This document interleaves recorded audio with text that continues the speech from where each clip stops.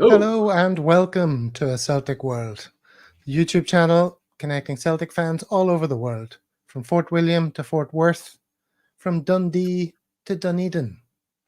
From whatever strange spot you're currently watching this exciting title fight, you're part of A Celtic World. And that's always good. Now, let me tell you something. I know I often put this little graphic up to let you know about the times that we're on. These are they currently. We start in Sydney at 8:30. You can see the times, what they mean to you. Probably the important one, most important one is Celtic Park, 9:30 a.m. That's the time we currently go out. But of course, we're an international conglomerate, and times are changing. And I don't mean in the sort of Bob Dylan way, but times are changing soon in the UK. So we can't change every time times change. We can't change what time we do this. We certainly can't do it an hour earlier. So it's 9:30 currently, as I just showed you, but it's going to be 10:30 at some stage after mid-March or late March, whatever it is. So that's another valid reason why you should subscribe and ring the bell, because then you'll get notified as to when we're coming out. You don't have to stay on top of these things. Don't have to set your alarm clock. Yeah, well, it's tricky, all right. But it's the nature of the beast when you've got contributors from all over the place, and we are indeed all over the place. Michael is in Glasgow. Hello, Michael. Hello, Gavin. Dano's in the Republic of Korea. I'd like to say hello in Korean, but I can't. 안녕하세요. 다녀옵니다. Hi guys, how's it going? Gav, sorry about my absences of late. It's been kind of inexcusable, so I'm glad to be back on. Well, your career is taking off in Korea. You're becoming something of a celebrity, so there are other demands on your time. Yeah. I'm the budget Dave Beckham with the hairdo. Yeah, that's my new nickname. So. And joining us excitingly is the lesser spotted Mickey from Rome in Italy. How's it going, Mickey? Ciao, come va? Tutto bene? Ciao, tutto bene. Buongiorno a tutti. Ciao, ciao, ciao. Da bella Roma. Nice to be back. So we have Mickey in Italia and Michael in Glasgow. We're going to stick with those two names for the sake of clarity. You're not going to call me Michele then? No, not Michele. I am. Okay.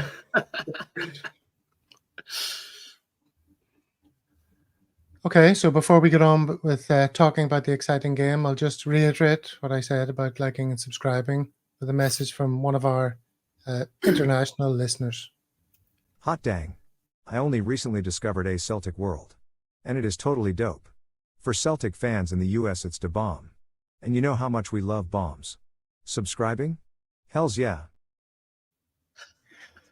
That's in honor of you there, Dano. A bit of politics. The bomb. Whoa, it's been a while. Yeah. Yeah, you know how much we love bombs. Well, there's lots of people coming in to say hello. Salut Christophe. Christophe à Georges. Bonjour. He's in the house. As are many others saying hello. And I'm not quite sure what that's about, but Frank. I've been keeping up with the early exchanges. Yeah. In the comments. Okay, so we're going to talk, obviously, about the Dundee game. So, before we get into the nitty-gritty, the lineup and what happened in the game, let's just talk about how our top-level emotions are, Michael. You're a man who wears his heart on his sleeve, very emotional. Tell us how you're feeling after the game. I'm absolutely delighted. In all honesty, I don't even think the most biased Celtic fan could have seen that coming. It was such a great first half. It's undoubtedly the best first half we've seen this season. And even with Rodgers, the way he's been speaking in the past couple of days, you can see he's got that fire and he's ready for the coming months. And with the players, everything just seemed to click last night, especially Awata. I was maybe a wee bit unsure personally myself whether Awata would bring that balance to get a lot of goals at home, because at times this season we have struggled at home. We've tended to score more goals away, whereas we've had a lot of draws at home. But last night, everything just clicked perfectly. And it's very clear, with the exception of maybe Rio Hatate, that's probably our best starting 11. Okay, interesting stuff. Well, we'll get on to individuals, of course, in due course. But Dano, did you watch the game live? It must have been on at a tough time for you. No, yeah, I was on at like 3:45. I kind of had it going on in the background while I was doing some other stuff. I've been doing a lot of writing lately for the Korea Times. So it's like I was writing that, but I mean, I was turning my head every 30 seconds. There was either a near miss or a goal. I mean, it was incredible. But I agree with Michael too about Iwata. Every time he started, I don't feel quite crazy about the selection or whatever, but he's a steady hand back there, man. Like in midfield, he's a good player, and he doesn't get rattled too easily. And he had a great game, but not as good as my boy Yang. My boy Yang Hyun-jun killed it. He was Yang is amazing. cooking. Yeah, your Korean Yang boy. Gang. Yang, the Yang Gang, yeah. So Mickey? yeah, I was really happy with what happened, obviously.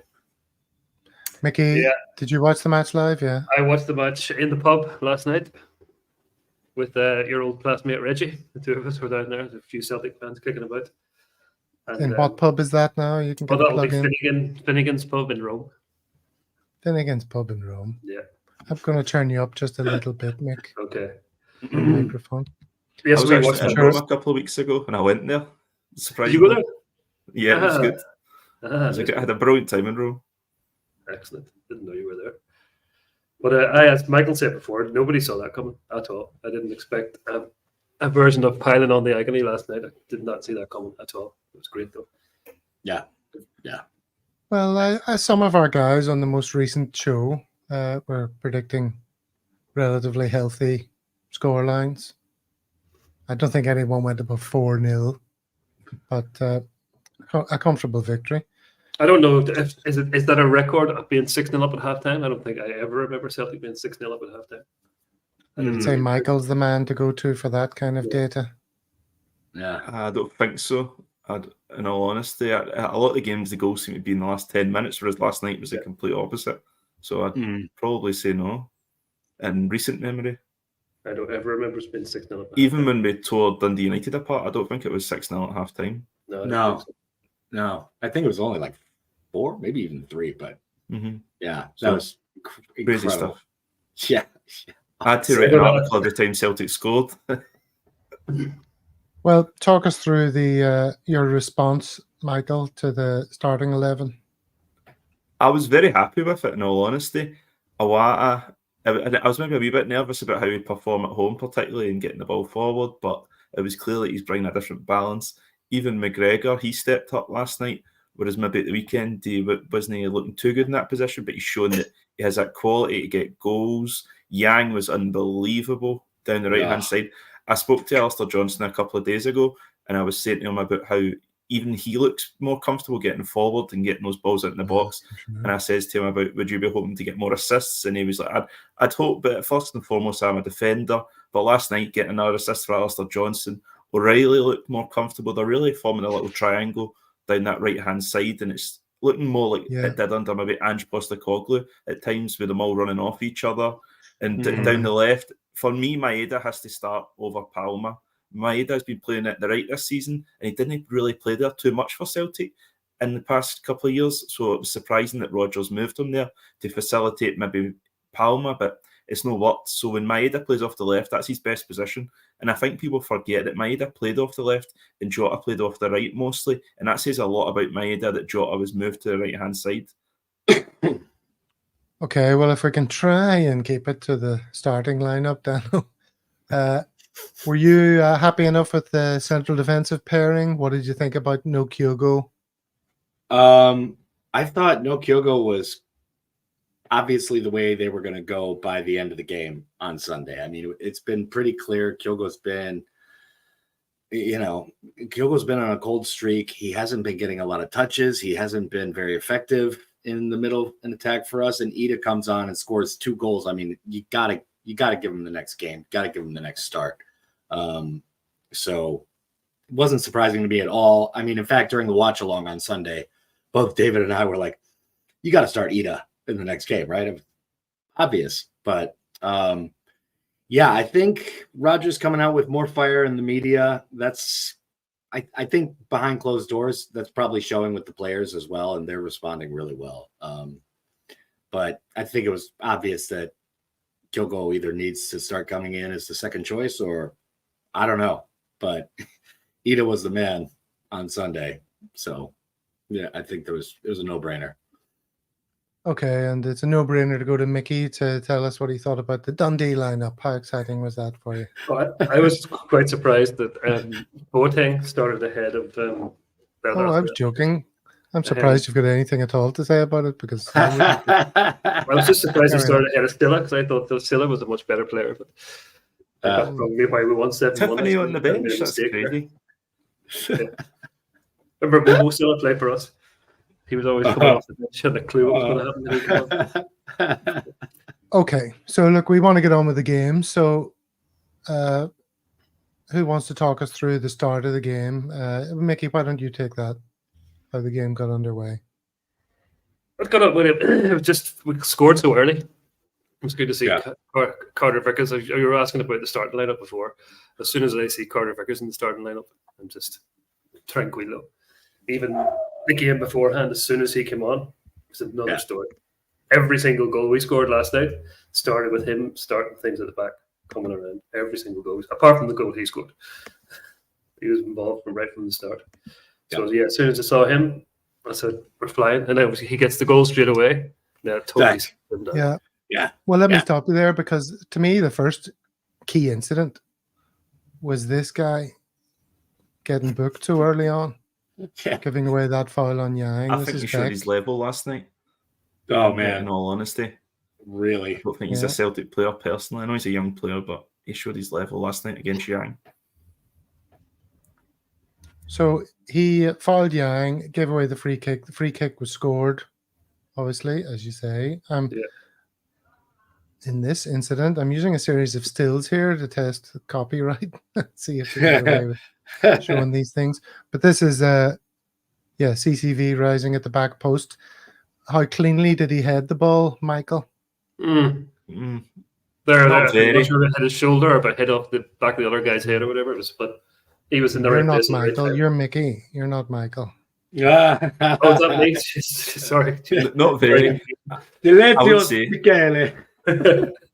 I would say Carter Vickers maybe hasn't contributed a lot of goals, and it was very important for him to get a goal in the opposition's box. He's such an amazing defender, and you often like to see your centre-backs getting goals, and it really sets the tempo when a defender scores early in the game, because it shows that we can go on and get more goals. And that's been the problem with Celtic this season at home. They simply haven't scored enough goals at home, and it's led to too many draws. And we really haven't been conceding a lot more goals in comparison to last season. So we just need to be scoring more, and we'll win games. With Carter Vickers, O'Reilly yet again. O'Reilly has been unbelievable in that game. He's not been great over the past month. People questioned if his head was still in it after the links to the Atletico Madrid move. But he showed last night that his head is in this, and O'Reilly, with his experience, and I say experience, he's only 23 years old, and he's already won multiple league titles, Scottish Cups, League Cup. O'Reilly's going to be another player in the dressing room that you badly need, just like Carter Vickers. Okay, and so much happened in the game. I guess we could just run through the goals. That'll take an hour anyway. To do. What was next? Okay, so Dano Adamita scored a header from an excellent Johnson cross from the byline. And see where he is, where he plays the cross there? On the line. And Johnson's crosses lately, I was noticing this in the last game as well. He has just been burning them in. He should have had some more assists in the last few games, but it just didn't pan out, or might have missed it or something like that. Loved it, man. Loved it. I thought Johnson had a really good game too. I mean, everybody obviously did. And Ida scoring again just kind of proves what I was saying before, that putting him in as the starter was a no-brainer. So now let's talk about Johnson in a second, but obviously this is all being said in the context of it was one game. It was against Dundee. They did a lot to help us on our way. So it's not like we just smashed Real Madrid, but you've got to be happy with when things go well. So we've been doing a lot of gurning recently, so I'm pleased to be pleased.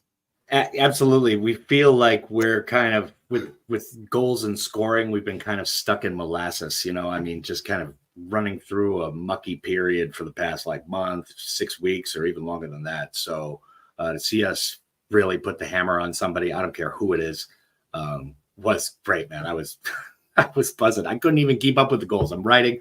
I'm like, I just missed 2 goals. Like it was still only like 30 minutes into the first half. So it was incredible, man. It was amazing. Yeah. Okay. So back to Alistair Johnson. We would hope that this gives him a bit more belief in his attacking contribution, wouldn't we? Like he put in a ton of crosses last night. Some good, some bad. But we got goals from at least a couple of them. Yep. And when we've been really rubbish this season, one of the frustrations I've felt is the complete lack of attacking contribution from Johnson.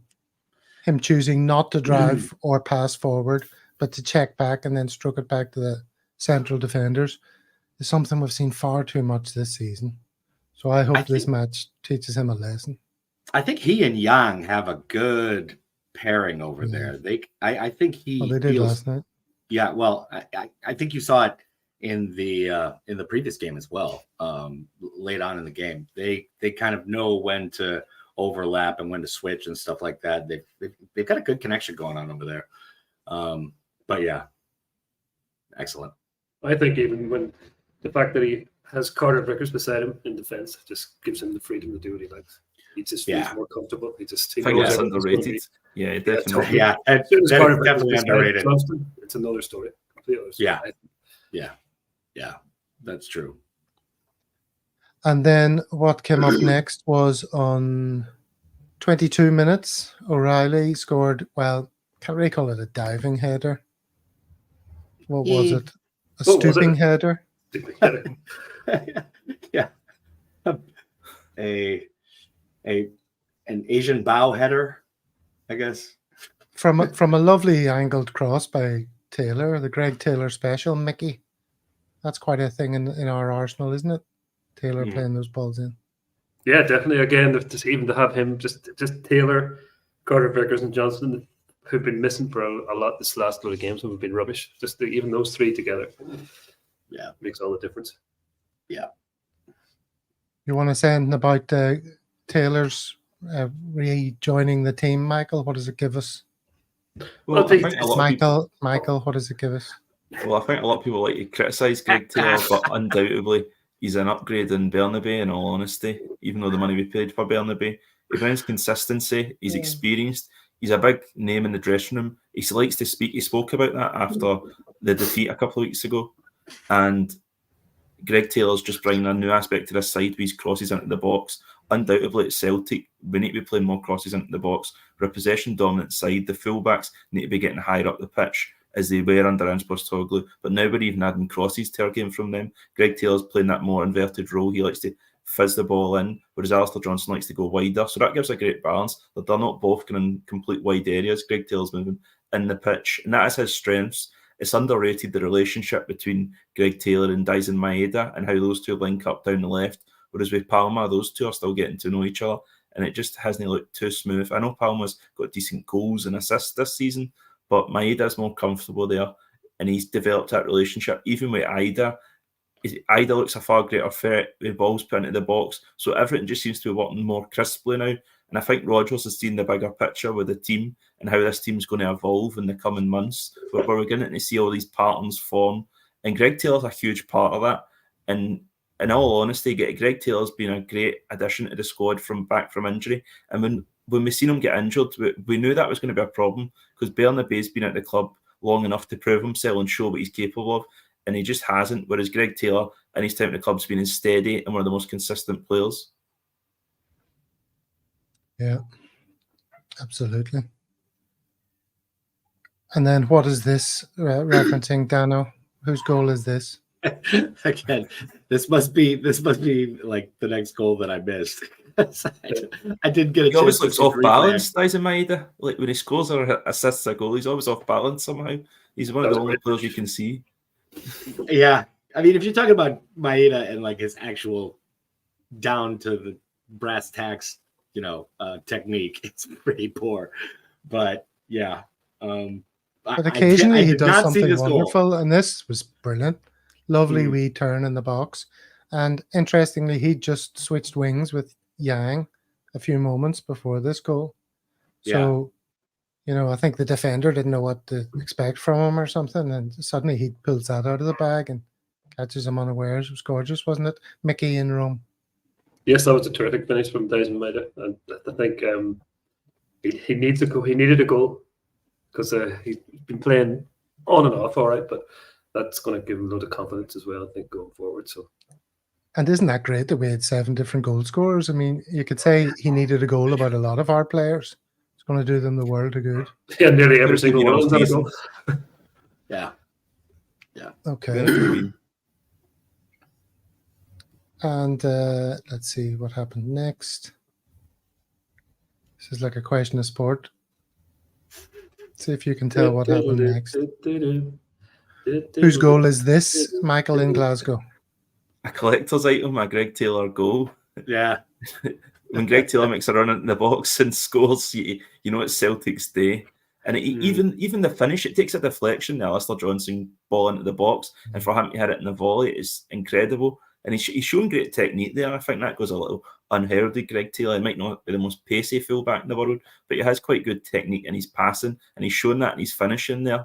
And I'm not wanting to start a Greg Taylor fan club because I think in the summer we could maybe upgrade, but till the rest of the season we need a player like Greg Taylor to get us through it and lead us to a league title, and he will be important in doing that.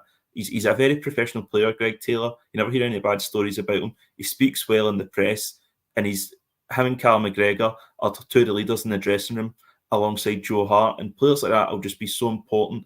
And with outside noise about Celtic and they're falling behind the title race, and that these players will have that calm head, and they've been through it, and they know what to do when it matters. Outside noise you're talking about? What sort of narrative? Would you like to give me some more details about that narrative? Don't know Well, the outside narrative is the other side of the city's firing, aren't they? And we are falling deeply behind, considering we're 2 points behind, and we managed to take a good chunk out of the goal difference last night. I think that says a lot, though, as well, that we scored 7 goals and we're still behind in the goal difference. But if we can keep doing that in the coming games, we'll chip right into that goal difference. And for me, as a football fan, at the end of the season, having a greater goal difference is one of the most important things, behind points, of course. So if we can just keep getting consistently a lot of goals in games, something that we haven't done, but last night shows that we're at our best. We're the best team in Scotland, and we can tear teams apart. So if the players can keep that standard up to the end of the season, we will take some stopping. Yeah, I wanted to give you the opportunity there, Michael, to say good boy to me, because I was asking you to elaborate on what this narrative was. Here's a fun comment from Kaiser. Maida, the benchmark for work rate, but the skid mark on technical ability. Yes, another Kaiser classic. Kaiser, he's always lowering the tone, isn't he? Kaiser. And this was the final goal of the first half. What a beauty. Dano, you take this one. McGregor, man. Just a great goal. Just one time in that sucker, man. It was really good. And yeah, I don't know. I didn't think it was still possible for them to score goals, or they were just going to take their foot off the gas. I mean, you're up 5-0 before halftime. It's always good to see the captain score. So what else can you say? Well, that came from a little interchange between him and Taylor. There was a bit of you shoot. Yeah. You shouldn't have had that much space, in all honesty. You have that 1-2 in the time. That's unbelievable. Yeah. They did create the space, though, as you said there, Gav. They did a couple of quick passes, bang, bang, bang, back and forth. Yeah. They scored it. It's good. Yeah, but you can see that look how far away the closest man is from McGregor, who's about to strike the ball, and Taylor, who's just passed it. I think that's Michael's point, Yeah. Surely one Dundee defender would get to the ball at least to block, but clearly not. I mean, at least the whole school class wouldn't get fooled by the teacher's trick, but yeah, man, they just got completely duped, man. Yeah. Completely duped. Okay, let's move on to the second half. Less to talk about. Game was won. Substitutions were made. What did we think about these? I'll go over to Italy now, and we'll talk to Mickey in Italy. about the substitutions? What's significant about the players that were taken off? Carter Vickers probably just make sure he didn't get injured, I'd say. He hasn't been long back, I guess. Taylor the same. And why would he take Ida off? Not sure. Just give him a bit of a rest, maybe. Well, I would say there are three very important players. Yeah, The booking as well, and the way the referee was going about things, I think was important. Yeah. Say that again, Michael. The referee had a bit of a shocker, I would say, to be honest. We should have had a penalty in the game, definitely. And with Ida, and the way the Dundee defender was acting, Ida just seemed fired up. He showed that Irish passion. and that's something we'll see when players, especially opposition defenders, give him a little bit of cheat. He's willing to bite right back and show them. I saw a comment there, which I can't find now, but something along the lines of, do you think the opposition to the other side of the city will have seen how Ida can be riled up and then maybe use that as a tactic? Because he did get very angry for no reason, really. I mean, well, he got carded when the other guy didn't. Which isn't the usual protocol, is it? It's usually each player gets a booking. You very rarely see that one player gets booked, which is strange. But and I don't think too many people talk about the refereeing performance last night, considering the way Celtic played, but it wasn't the greatest game for the referee. But Ida, I think that's an easy thing to say, that the Rangers will look to target him, but I don't think that'll affect him. He knows he's Irish. He knows what it means to play for Celtic, and particularly in an Old Firm game. That'll be one of the biggest games of his career if he plays against Rangers in the coming weeks. So he's not going to let things like that affect him. Knows what it's like to play for Celtic, know what it means.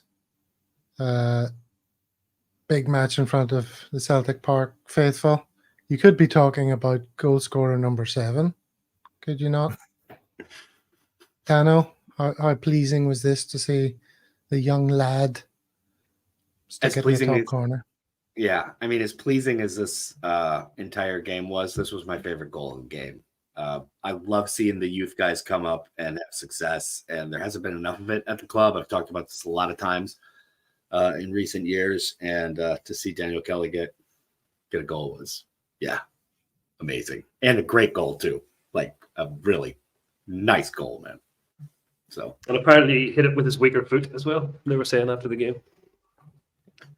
Michael, have you had Michael in Glasgow? You've spoken to many of the Celtic players. Have you ever had an opportunity to talk to Daniel Kelly? No, last night was actually his first league appearance for Celtic, and to score is incredible. So he's not really had that game time. I think he played against Bucky Thistle in the Scottish Cup. How many players, especially a midfielder, played a first league game and they score for Celtic? Have we just found someone that we can bring into the side for the coming years?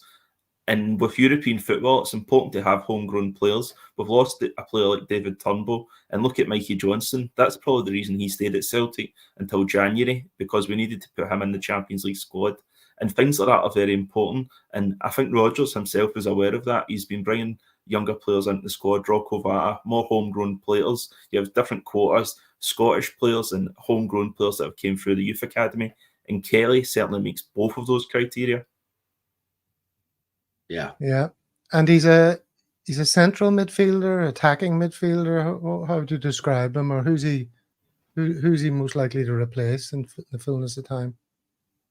Well, he came on for McGregor, so I guess he would want to play that deeper role, but and I think Rodgers says that himself, for him to get forward, you need to be able to do that at Celtic.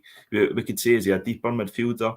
Is he a attacking midfielder? But at Celtic, you've got to be just as averse in your attacking play as well. So he's going to be able to play at multiple positions across the midfield, and he's going to gain that experience. At times, he maybe come on for O'Reilly or Bernardo or McGregor or Awata. He's going to learn different roles. And Rodgers spoke about his character, and Rodgers likes to speak about people's character. So he's seen something in him. His reaction to the goal said a lot for me. I think it's the first time I've seen Rodgers smile in months, to be 100% honest. So it meant a lot to him, and he will definitely take a lot of credit for it, won't he? Brendanrodgers, bringing a young player into the side. Absolutely. He never lets an opportunity go past. He's a big unit, though, isn't he, Kelly? Yeah, man. He's 18. Yeah. He's no Matt Rodgers says that O'Reilly, after the it's fair game. to say, you know. He's got that physicality that you maybe need at times in Scottish football because we need a different dimension, maybe in the midfield, to somebody more physical. Is that it? Is that his best picture? No, It's in possibly not all his best honesty, picture. there's not too many pictures on Google Images of him. A lot of places were scrambling to find an image for an article. Yeah, But he's That's a big, a- strong boy. No doubt. yeah. No, he's a physical presence for sure. I didn't expect the conversation to finish so quickly there, but this was a good moment, wasn't it? When Yang had finished and he gave the crowd a little bow and then was applauding. And Dano, as an adopted Korean, did that make your chest fill with pride? His last two appearances have been absolutely sensational. We were talking about Maeda's goal earlier and how they had switched wings. That's one thing that Yang can do really, really well. He can play the left or the right. And yeah, it was just great to see him string a couple really, really solid performances together because he's a player, man, for sure. And of course, my now half Korean heart sang with joy. Brilliant. Okay, here's a tweet from Ken. I don't know if you know Ken on Twitter, but trying to get him on the show sometime soon. That'll be fun. This is his tweet. He's talking about the number of touches taken in the game by various players. Yang right-hand 85, side. Johnson 156, O'Reilly 113. Contrast with Maeda 38 and Taylor 72. Shows just how much we went down the right-hand side. And of course, he signs it off, Ken. Mickey, that right-hand side, it was all about the right-hand side, wasn't it? There was so much joy down there. It was all about the right hand side, especially the first half. Obviously, it was just flying. There must have been something magical on that side of the pitch last night. The way I think it was the way the rain was falling on the right hand side. Did you notice it was kind of raining that way? It seemed to make it wetter. It just went faster. Here's Kaiser asking if Ken does come on, will he say Ken at the end of all of his comments on the show? Oh, That would be interesting.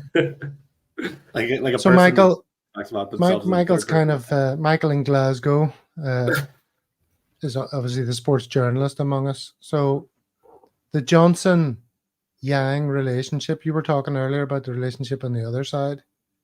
How excited are you for the Johnson Yang relationship from now until the end of the season? Do you think that's something we're going to go with?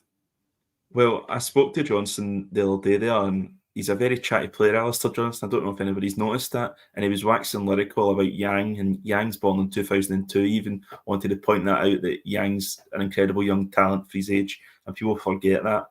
And with Johnson, for me, he just looks like a completely different player. I'm not saying he was bad last season at all. The opposite, he was a great addition to the squad, but he looks far greater in his attacking threat. And that's something we are badly going to need in the second half of the season. And he's popping up with big assists, particularly. And Yang just seems to give him more comfortability to move where he wants to. Whereas with Maeda, I think Maeda was a little bit more questionable on his runs. But whereas Maeda looks comfortable on the left. So those two are just building an incredible relationship, especially with the freedom, O'Reilly as well, feeding the balls, Yang getting on the ball. For me, Yang just looks completely unpredictable. I don't think at times Yang knows what he's going to do next, and that's just deadly for the opposition. Even that ball Yang plays to Kelly along the box, I didn't see that coming. Kelly makes the run onto the ball. It's incredible. For me, Yang is just such a creative player. He adds that spark. And for the only thing that people is going to question about Yang is his consistency. We've all seen he's a talented player. Even when he came on earlier in the season, he gets that crucial assist against Aberdeen at Pittodrie. People forget that, and that was down the left-hand side. And as Daniel speaks about, he can move on to either wing. But personally, I think he just looks incredible down the right-hand side with him and Johnston. I'm sure Johnston speaks to him plenty about what he likes to do in the pitch, and it's just incredible to see two players stepping up when we need them most. It's February. This is a business end of the season. People like to forget that. Or the season isn't won in January. So, I mean, what happened with Yang at the Asian Cup, Dano? I mean, he's come back a totally different player. It's a bit reminiscent of Maeda when he came back from, was it the World Cup? The World Cup. Maeda was Yeah, suddenly showing all Mhm. sorts of different elements to his game. Yeah, I'm not sure because he didn't get that many appearances or anything, but I think maybe it just kind of got him some home cooking and got him some good training in his own language type of thing, even though it was on the road, it was in the Middle East. But something about it, man. But you're training with Son and all these other guys. I mean, Yang and guys like, they've grown up with Son Heung-min as like their hero. So to be on the same team as them, it gives a player confidence. So maybe that's it. But I agree with Michael. He's just a really unpredictable player, and he can both run with the ball and pass really, really well. He's going to be a talent, man.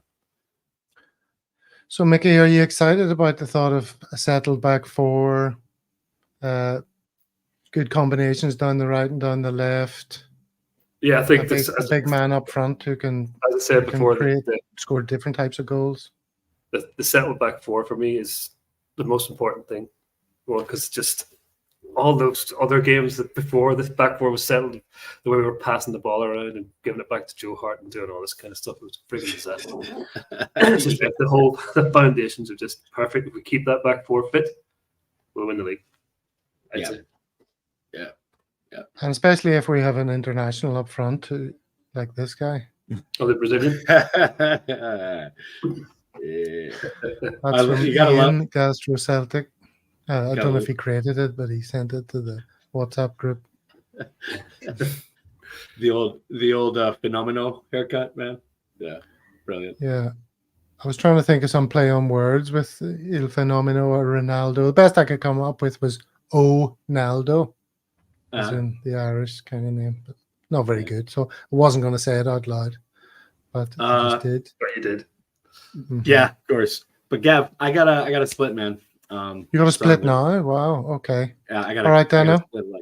I gotta take off. Gotta go to the show. So, Okay. thanks, guys. It's good to meet you, Missing you Michaels. already. Yeah, see you, Dano. See you, boys. Yeah, that was interesting that the three of you have never been on together. In fact, Mickey, you've not been on with either of those two. The same applies to all of you, right? Mhm. So, such is the nature of the big family we have here at the Celtic World. Now, the next thing I'm going to do is play a little video, and hopefully it'll sound okay.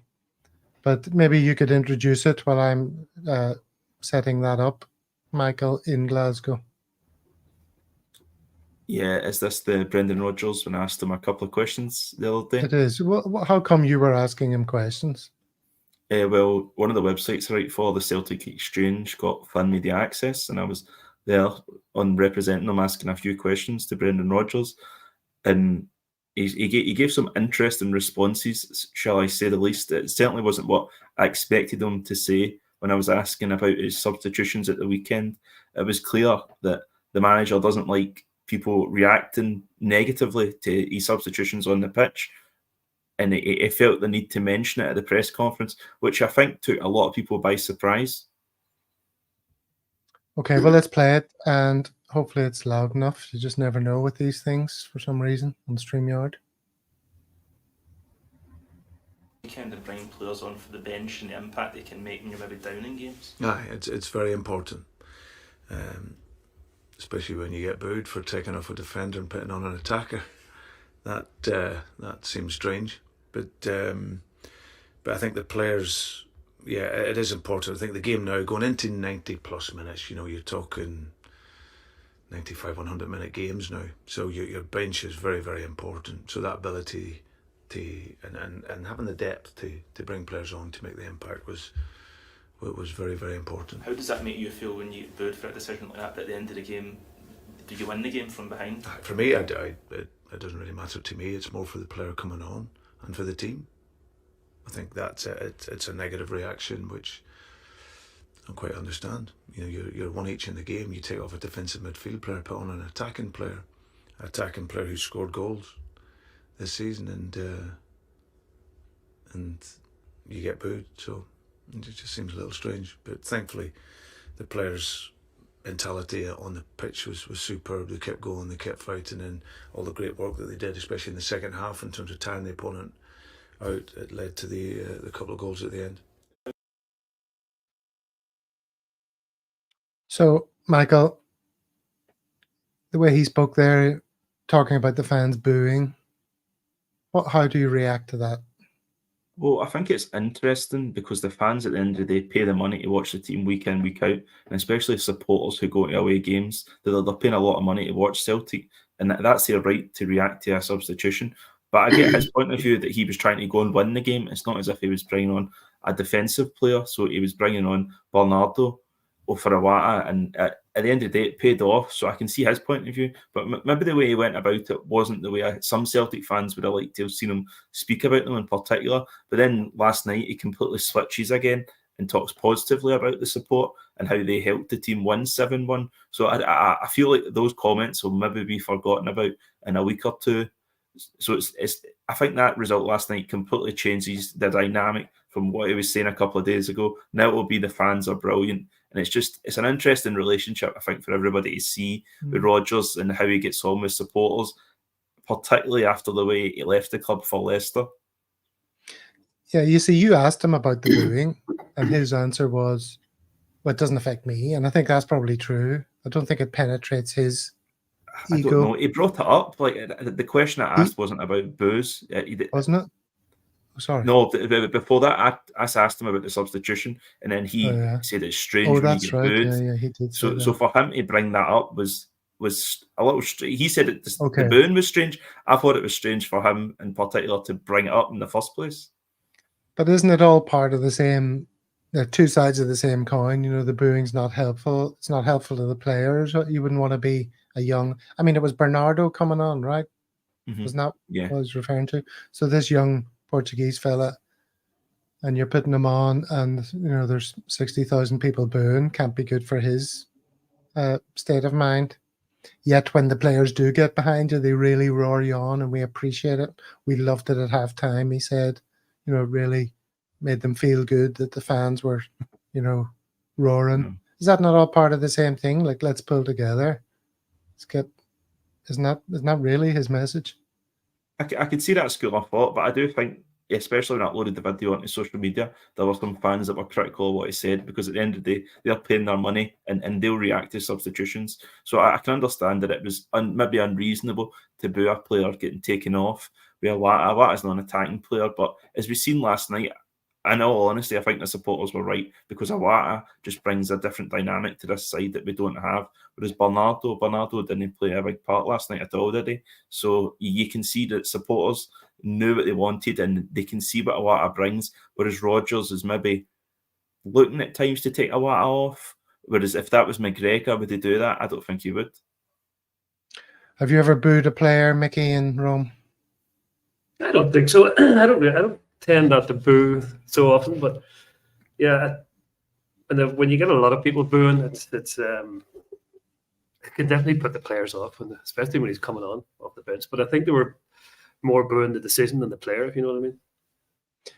For some reason, when I was like in my 20s or something, I went to a match at Wembley. It was an England game. I don't even know who they were playing, but it was the game that went down in history for England fans booing John Barnes. And like this was seen as, you know, racism. And I was there, and I'm not a fan of England, clearly. And they all started booing, so I was booing them too, just because he was English. I was happy to boo an English player. I didn't realize that I was partaking in this, you know, this thing that would go down in history as a terrible moment for England fans to be booing Barnes the way they did, who was an amazing player, has to be said. Player. Yeah. But yeah. I mean, not a great manager, though. Not a great manager. I think that's important, though, for maybe people that go with their parents. If you see your father or your mother booing at a game, maybe you'll do it. And it maybe sets a bad precedent for people, and everybody just seems to jump on the bandwagon and join in. Whereas it's maybe a couple of people at best that would boo a player getting taken off, and then everybody just joins in. There's Red Scotland. Ask anyone, they'll tell you they don't boo, like Mickey just said. Yet some knut's been booing. Yes, I am that knut. Oh dear, that's quite funny. All right. So that's the Brendan interview. We've got to keep it moving here. I missed the last game. This is a slight detour. Now, I missed the last game because I was away in the jungle looking at monkeys. And I don't mean going to the Celtic home game. I was in the actual jungle and just thought I'd share some of these images with you.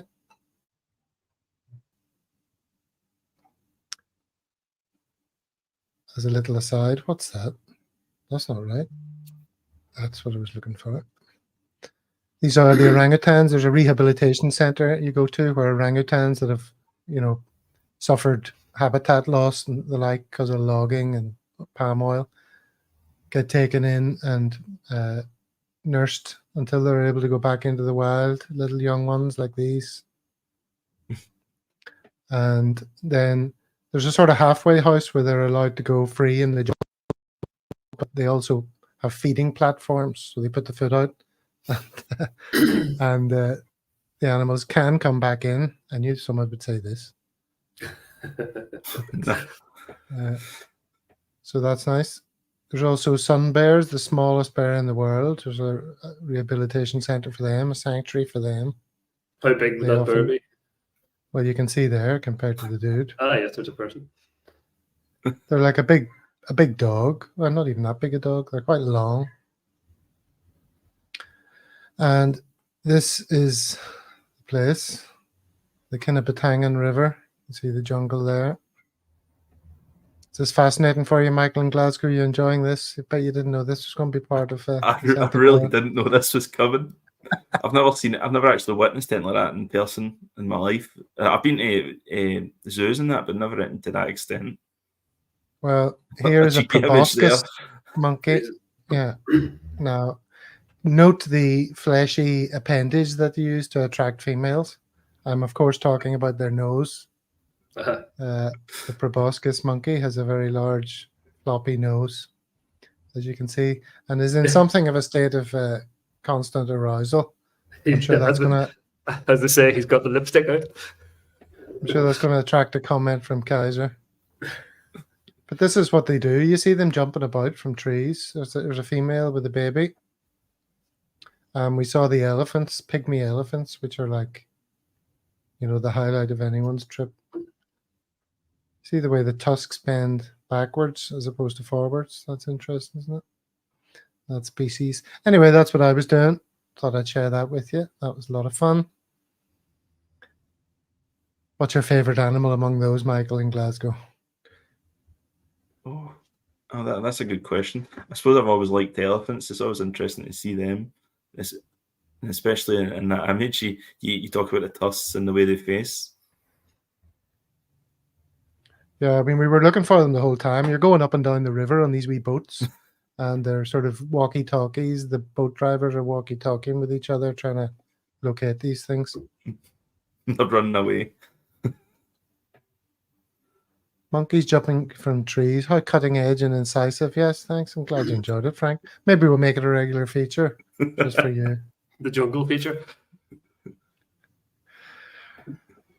All right. So the Hearts game, guys. We have to preview this. Big game coming up. Mm-hmm. Massive game. These are the fixtures. Now then, we are obviously away to Hearts on the Sunday. And they, although we're not supposed to care about them, they are at home to Motherwell on the Saturday. Michael, in Glasgow, do you pay absolutely no attention to what they're up to? Let's just concentrate on ourselves. Or do you keep half an eye on what they're doing because they're our biggest threat? As much as I try not to pay attention, it seems to hit me in the face with people posting on social media or maybe even in the local area letting off fireworks if they win or go top of the league. So I become very aware very quick. But at the end of the season, we have 2 more games left against them. So in all honesty, if we win our games and we take care of it, we'll win the league. It's just really that simple, and it's about having that mentality. And even Brendanrodgers seems to himself, he's talking about if we went 4 points behind last weekend, it wouldn't bother him because he's been through title races and he knows what it means. So there's that calmness for Celtic, and I guess as fans, we won't take it in all likelihood, but we should be being calm about this. Are you feeling calm, Mickey? I'm feeling fairly calm, but I do keep an eye on what the Huns are up to. I just can't help it. I mean, I think at halftime last night we were top of the league, I think, because Kilmarnock were 1-up at halftime, I believe. Yeah. I was kind of hoping that, because if we could, again, then if we can manage to get top of the league before we have to play them, that means they have to beat us. That changes the whole game.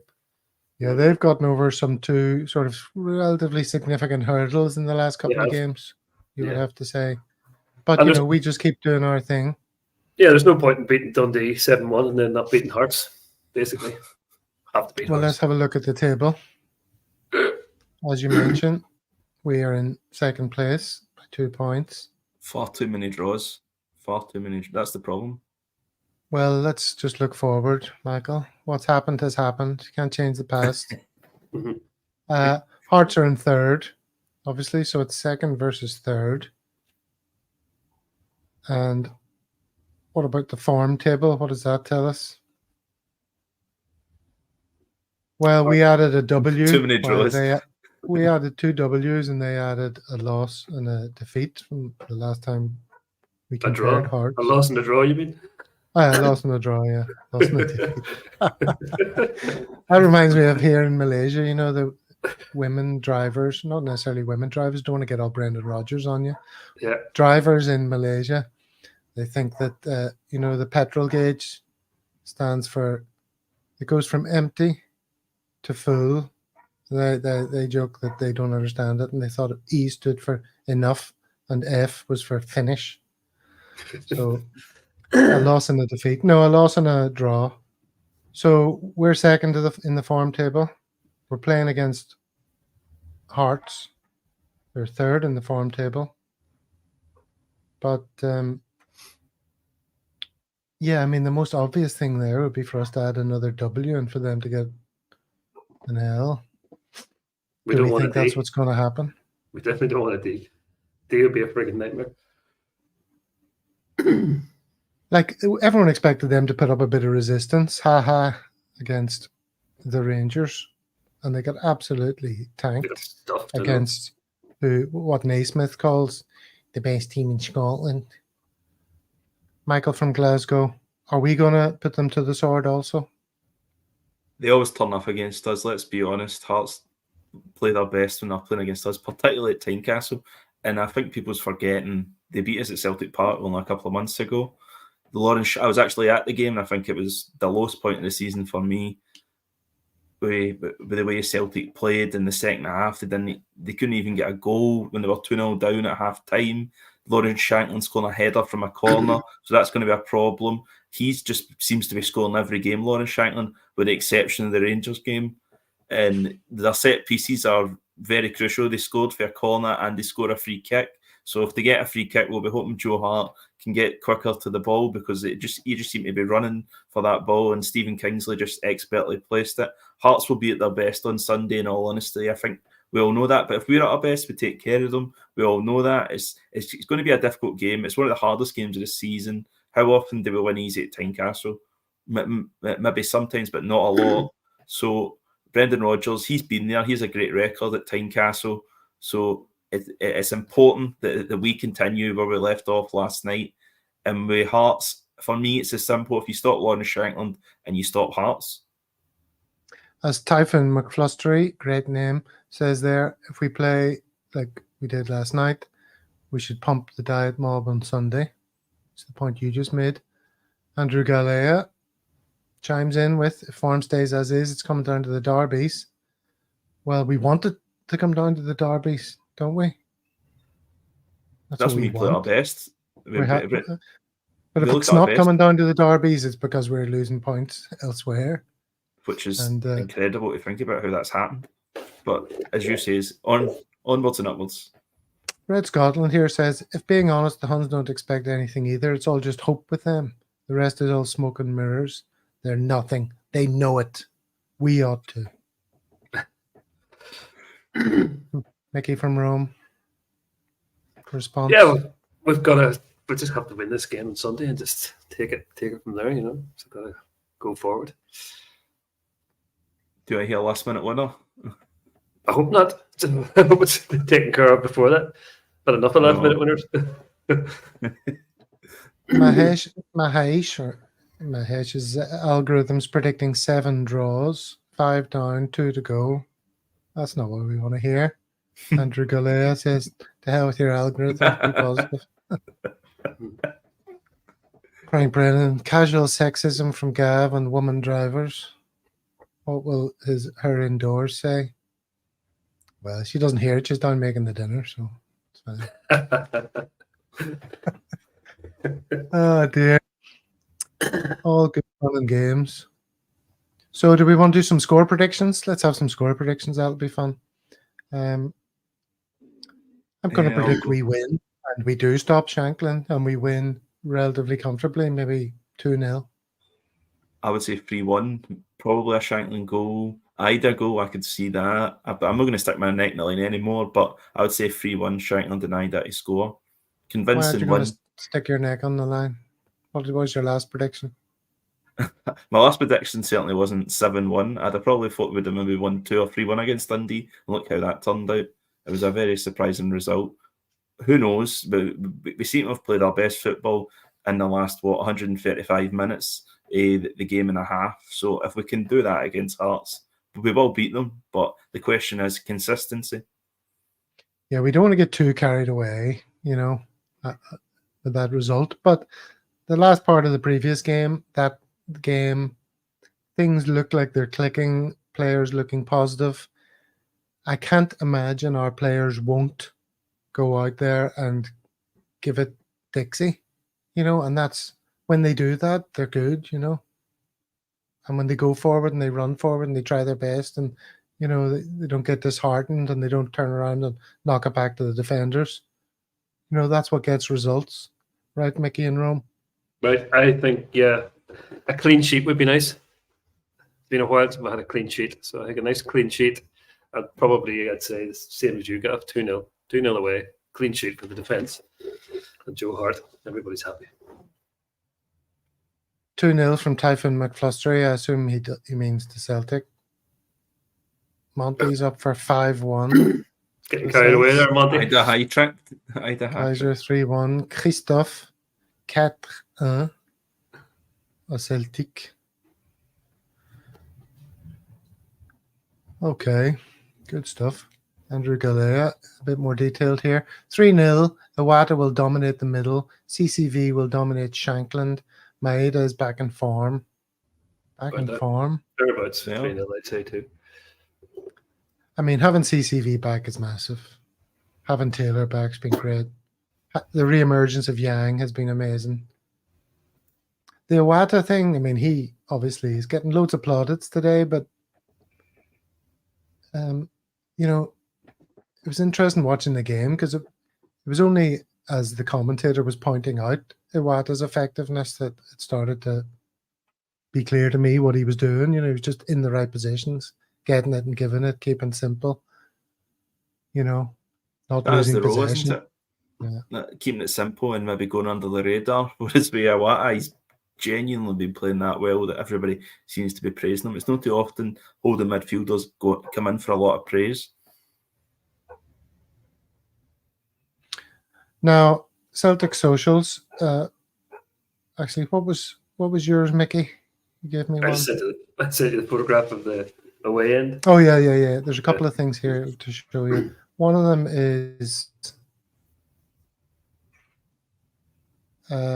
getting back to the casual sexism. True Spirit. That's on Netflix, and it's not a documentary. So I'll tell you, unless guys, there's that was also some a moment documentary. when Brendanrodgers brought that up. I was Did you enjoy that? so confused when I was at the press conference and he brought that up about Jessica Watson. And being 100% honest, I'd never heard of her. And I think everybody's had a wee Wikipedia look into her and her career as a sailor. It was unbelievable. And he even spoke about his used that to motivate the players. That would have been some team talk. Yeah, I mean, I don't know why everyone's making it out to be so outrageous. Or I even saw it was clipped up by was it Tom Selleckson or someone on Twitter had a right laugh at it. But he's obviously saying, look, when you're up against it, it's amazing what you can do. You know, if you pull on all your reserves. Me and the missus, or we probably didn't say that, but I sat with the family and we watched True Spirit, and it was all about this 16-year-old girl sailed around the world. So, I mean, what's wrong with saying that to players to sort of motivate them to overcome mental hurdles or whatever, and throw caution to the wind, right, Mickey and Rome? Yeah, definitely. You might as well bring up whatever helps the team out. You know, it helps with the younger players coming through, that kind of thing. Than a young girl doing that by herself. So yeah, it was quite odd when he brought it up though in that press conference. Who knows? We could see in pre-season the players going sailing. That could be a social media picture. To the tune of Rod Stewart, perhaps, the new Celtic owner, once the deal goes through. All right, Mickey, this is yours. Talk to us. I was just watching the Luton Town Man City game the other night in the FA Cup, and that is the entrance to the away supporter stand in the Luton Town Stadium. And that looks like someone's bedroom is up above it. Isn't that unbelievable that that's one of the entrances to the stadium, the Premier League? Incredible. Coronation Street. Have you ever been to Luton Town, Mickey? Never. I've only been through the airport. It's not very exciting. I think I might have been in the airport once as well, actually. No, on the last show we talked about the important thing to do is play your form players. Make the most of what the hand you've been dealt in life. Even if there's a dog barking behind you, just keep talking. Maybe people won't notice. But this is mine. This is a German guy called Matthias Schlitter. And he was born with some sort of condition that makes one of his arms absolutely massive. And he's become a world champion arm wrestler. And this is true. The size of that arm. And he keeps the rest of his body reasonably trim so that he's participating in the certain weight levels. And he's up against guys, you know, roughly his own size. He's got one massive arm. Good throwing. Look at that.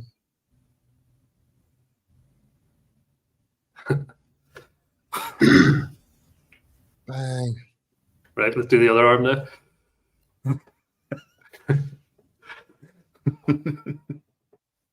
See? So that's what you do when life gives you lemons. Make lemonade. Oh dear. Some funny comments going on. Oh dear, I can't put up many of these. Some very naughty ones. Oh, I didn't mean to put that up. That's no one on. That's a tree trunk. So there you go. That's why I think the substitutions were what they were, because the likes of CCV and Ida and Taylor, you know, these are the guys that are going to give us the best chance of picking up points in the games ahead, starting with Hearts. Yeah, wrap them in cotton wool. Say again? Wrap them in cotton wool. Look after them. We need them. Yeah. So it's funny how the mood changes, you know, that was a real feel-good game. And let's just hope to goodness that feel-good factor stays. I mean, if we come away from Hearts with 3 points, how excited are we going to be, Michael, in Glasgow? I think we'll be very excited. We'll stay level-headed enough because we know that nothing's going to be won at Tynecastle, but at the same time, with Rangers aside, that's probably our biggest game of the season against Hearts at Tynecastle. We know how much it means to Hearts as much as it means to us. It's a difficult game at the best of times. With Shankland, the way he's playing, if we can nullify him and we play our best football, it'll be one of the most exciting games of the season, I think. You think back a couple of years ago, the 4-3 win we had with the late Taylor winner. Players like Taylor, Carter Vickers, they've always looked so assured when they played against Hearts. And we'll badly need them. And Kyogo, he'll probably play a big part off the bench, I'd imagine, again. Absolutely. And Mickey, how are you feeling about the title running then? Are you Well, nervous? we got a little bit, yeah. We've got 10 games left. I think the next game, because it's away at Hearts, is, apart from the Rangers games, is the most important. So we've got to get that box ticked, get the 3 points, and get out of there. And who did we say they were playing? Motherwell? Yeah. They at home? No. At home. Yeah, they're at home. They're at Castle Grayskull. Okay. We've done the score predictions, haven't we? We have Yeah. Can't quite remember what you said, Mickey. What did you say? 3-0. 3-0. Clean sheet. Okay. Anyway, for sure. Well, we'll come back afterwards and discuss how close we all came. There's also a bunch of people in the comments who were dropping in various predictions, and we thank you for that. We thank you for taking part. Just one last message, this time from a Scottish accent. See if you can work out what this guy's saying. All right, Paul, how are you doing? I love this man. Pure brilliant pal, and that. Gonna subscribe now. You should know. I don't even think I could understand that. That's what AI think a Scottish accent is, and that's pretty damning. Bloody AI, xenophobes. All right, until next time, gentlemen, we'll be back on Monday to talk about the Hearts game. Thank you very much, everyone in the comments. Always a lot of fun to hear your contributions. And we'll see you next time. Onwards and upwards. Hail, hail.